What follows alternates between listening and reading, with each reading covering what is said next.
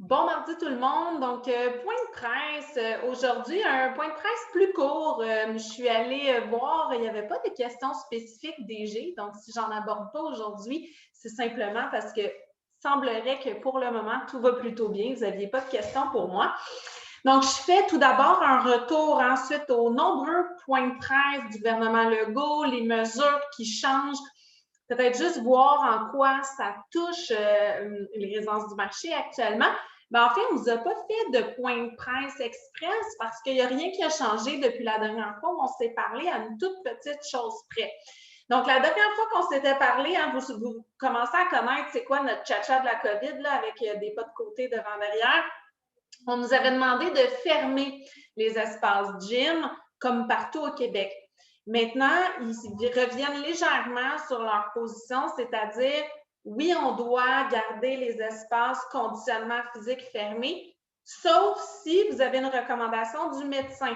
Donc, ils sont d'accord que dans un cas où votre santé en dépend et où votre médecin traitant demande à ce que vous fassiez de l'exercice physique, on pourra fonctionner avec un registre, une personne à la fois, la désinfection, comme c'était le cas quand on a commencé à reprendre les activités. Donc, c'est la seule chose qui est touchée pour le moment. Demeure que c'est pas très encourageant, hein, les statistiques COVID. Donc, pour le reste, on demeure prudent. Ça veut dire pas de nouvelles mesures d'assouplissement. Notre salle à manger demeure ouverte, donc ça, on est content, mais avec les mesures que vous connaissez, donc 35 personnes maximum à la fois, on vous demande d'être indulgent avec les services alimentaires. Hein. On sait que dans un monde idéal, tout le monde préférerait manger à midi et demi et 17h30, qui sont nos plages horaires les plus populaires, mais on ne peut pas admettre plus que 35 personnes. Donc, forcément, certains d'entre vous, merci de votre collaboration et résilience, devront bénéficier de leur place à 11h30 et 16h30.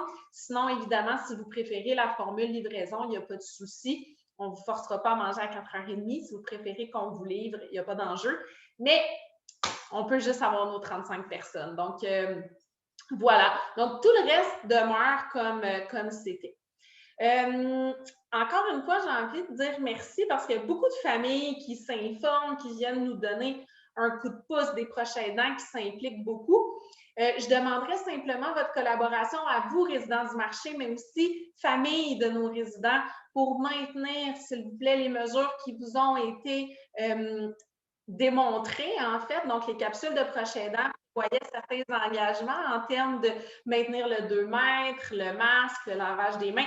Parce que je sais que le beau temps arrive puis on a envie de lâcher du lest un peu. Je sais qu'on a envie de se rassurer que nos résidents sont pour la plupart vaccinés.